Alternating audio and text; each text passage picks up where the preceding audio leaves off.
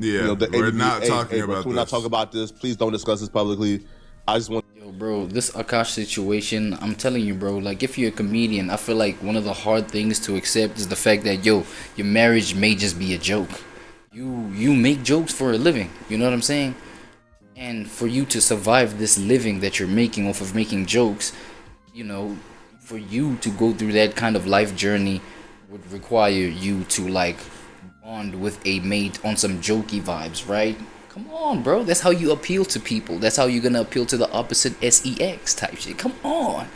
So you know what I'm saying? You appeal to those people, to the opposite sex with all them kind of jokes, with all them kind of type stuff. You know what I'm saying? And then obviously a whole lot of stuff in your life will be a joke, bro. I'm not gonna lie. You know what I'm saying? You let me know if I'm cooking. Yo, it is what it is though. ReWAD time, reactive worlds a day. You know what I'm saying? Professor Frey's in the building right now. I mean, we're breaking down psychology. It's the psychology reaction. Stay with me. Stay with me. Do your homework on psychology. Do your homework on reaction. Do your homework on reactive worlds a day. Do your homework on phrase 96. Let's get it. Do your homework on Professor Phrase. Okay, cool. I'm done. Check it out though. Now we breaking down. I feel like the kind of extreme type of psychology. You know what I'm saying? The extreme version of the psychology that may be negative in the sense of self-awareness when we're talking self-awareness, right? So I'll see how I coined the title, but we breaking down psychological reactions. So why self-awareness is ruining your life. And of course, since we are the channel that we are, we're finna look at the psychological aspect to things, right? Let's get it. This is calcium. I think it's the first time I bump into this one. Let's hear you, buddy. Shit, it's mute. My bad. I think human consciousness was a tragic misstep in evolution. We became too self-aware. Nature created an aspect of nature separate from itself. We are creatures that should not exist by natural law. That sounds god-fucking awful. Have you ever asked yourself, what truly separates humans from the rest of the creatures on this earth? What? The core difference isn't intelligence or emotion. If you think about it, it's... Okay, no, look. Alright, let me try. Let me take my guess. It's not intelligence, it's not emotion that separates humans from the rest of thingies. It's your build, bro. It's our build. You know what I'm saying? And I feel like our build, like as in our form, our bodies, bro. We got two, what is it? 4 limbs. Is the head a limb? Because if the head a limb, then you know what I'm saying, 5 limbs, right? And if the neck, if the DICK is a limb, come on with it. You know what I'm saying? Hold on. Nah. But you know what I'm saying? Limbs, bro. And like how humans move around, how the way they think, the sizes of the brains. You know what I'm saying? And I feel like all of that addresses the formation of the body. So that may be one major thing. Okay, he did say not emotion, not intelligence. Yeah, bro, it's the way it's built. Because even that determines how we interact with nature, dog. How we walk on the ground, how we just climb. You know what I'm saying? How we XYZ, bro. You get the picture. You know what I'm saying? So I'd say that the formation of the body is a major difference. The ability to metacognition, awareness and understanding of one's own thought processes. Look, bro, he did say. Look at what this guy said at the beginning. We became too self-aware. Nature created an aspect of nature separate from itself. We are creatures that should not exist by natural law. That sounds god-fucking awful. Have you ever asked yourself, what truly separates humans from the rest of the creatures on this earth? The core difference isn't intelligence or emotion. Isn't intelligence or emotion. What did he say? Meta what? Meta whatever may just address intelligence, dog. If you think about it, it's metacognition. Metacognition? The ability to think. I'm gonna have to address my boy co-pilot. Awareness and understanding of one's own thoughts. Metacognition, right? I just real quick. I need these answers. Metacognition.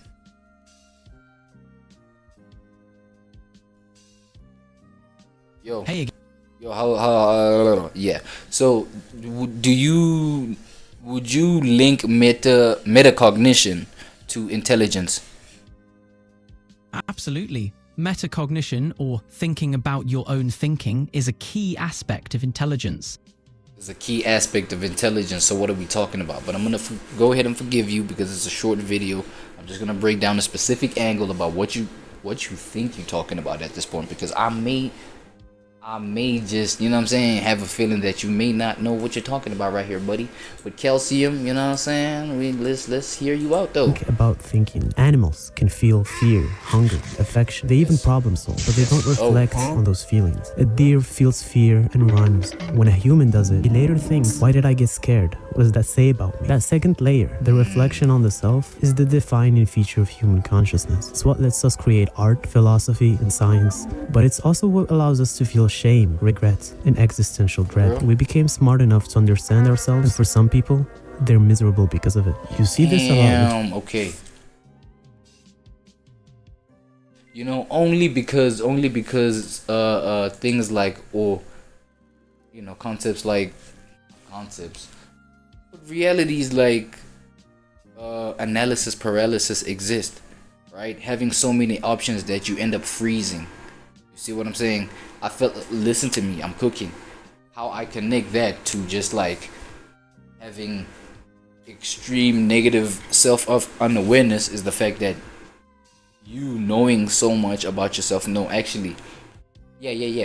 knowing so much about yourself may overwhelm you. You may know things about yourself that you may want to apply in a current moment, whereas that current moment doesn't need you to be that. And then now you end up destroying yourself. AKA, I mean, you know what I'm saying? You may like just be an attractive young man. Feel me? Attractive young dude. You know what I'm saying? And then all the way since, bro, primary school or whatever, you've been having like certain looks about you. You know what I'm saying? Certain just like murmurs about you. And, you know what I'm saying? Crush this, crush XYZ, be checking you out like, you know what I'm saying? You know what I mean? You feel like you the man. You in the fucking 3rd grade. What the hell you trying to know about being the man in the 4th grade, my nigga? You understand what I'm saying? And then you get lost in that sauce because you are aware of an aspect of you that you were not ready to be aware. Well, that you were not supposed to be not aware of, but that you were not supposed to be sensitized to it in such a way where you just want to apply it. You just want to, you know what I'm saying? You want to use the tool right away. AKA niggas that just, you know what I'm saying, be losing their V cards at like 13 years old, nigga. Just because you got like a schlong, you know what I'm saying? Just because you got like long meat, bro, it don't mean like you gotta apply that shit at like 12 years old. Come on, bro. You bugging, nigga. 14? Hey, okay, I don't know the standard these days, but y'all are telling me, y'all let me know. But you know what I'm saying? I feel like, okay, that's the version of how you can be. Well, let me just say that's why I agree that, you know what I'm saying, one of the aspects where self-awareness could be like just negative. People in therapy. All this fucking self-knowledge. Right. What the fuck has it gotten me? They're really self-aware, but that's kind of part of the issue, right? And it turns out science actually backs that up. There's a part of your brain called the default mode network, and it's basically your brain's idle mode. Sounds like NPC behavior, but it's the part of your brain that becomes active when the mind is at rest and not focused on the outside world. It is crucial for internally focused thoughts like daydreaming, self-reflection, recalling personal memories, and thinking about the future. Now, this part of the brain is what gives humans self-awareness, the ability to reflect on ourselves. Like, imagine a bird. A bird spends most of its day looking for food. It checks 10 spots and finds nothing. It doesn't go, oh, I'm so bad at this. I'm such an idiot. It just it doesn't go, yo, let me go try to find a degree. Yo, let me go do this, that, and the third. You know what I'm saying? It just does what it does. You know, goes and gets its food. You know what I'm saying? And that's it, bro. Like, some of these animals, I be asking myself, like, well, I just be wondering, like, yo, how simple their lives is. Damn. It's crazy. All they gotta do is just like go get some worms, go get some food, birds that is, go get some this, that, and whatever birds eat. You feel what I'm saying? And that's it, that's all. Build my little nest, you feel me? And then when it's time to do whatever, it's time. And then that's it, bro. Like, yo, bro, like, humans have made just like their experience of existence mad complicated. Like, for, okay, there's like, yo, a bunch of reasons, dog. I mean, what I just said was a mad ignorant statement. I'll own that, but yo, it is what it is. I mean, compared to other creatures, since we're on this video, you know what I'm saying?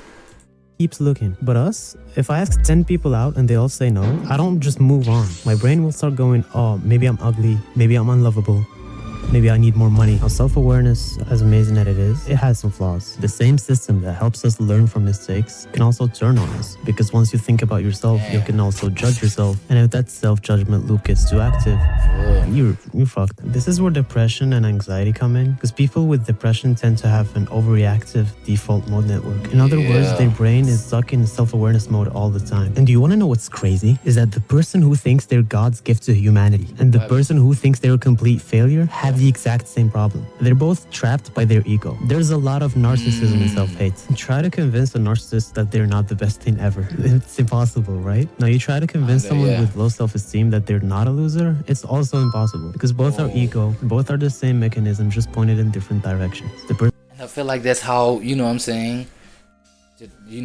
today's psychology that we're trying to, break down is developed. You know what I'm saying? Developing, the psychology of just negative self-awareness towards yourself, bro. You feel what I'm saying? And that's just like, it's clinging to something so bad that you destroy, like, you just destroy how it's supposed to function, how it's supposed to motion. You destroy, just how you're supposed to use the tool, bro. I mean, it's like using a teaspoon to try and, I don't know, unscrew screw. You know what I'm saying? Something. Or to just like, break a wall down, use a teaspoon. I don't know. But you know what I'm saying? It's like, how long would it take you? You know what I'm saying? How much resistance would you experience trying to fucking break a brick wall, like a concrete wall with a teaspoon? Feel me? Versus using the right tools. You know what I mean? Just doing the right thing. I feel you on that front, bro. Person with low self-esteem is constantly thinking about I'm worthless, I'm pathetic, my family would be better off without me. Still about me. In depression, the self. Yes, I've always thought about shit like that. You know what I'm saying? Whether you are the narcissist, whether you're at the narcissistic end of the spectrum or you're at the like extreme codependent end of the spectrum, where it's about like, you know what I'm saying? Or, you know what I mean? We can talk about it from covert narcissism versus overt narcissism. You know what I'm saying? Where it's either you're just like leeching, off of being a victim the whole time, but like narcissistically, where it's all about you the whole time. Or whether you're like the villain, you know what I'm saying? The boogeyman, the bully. Right? Either way, it's like, it's just like a latching onto the idea of shit being about yourself, bro. You know what I'm saying? That's why it is self-awareness. But then there is what do I be saying usually on this channel? I mean, if you know, you know. If you don't, do your homework.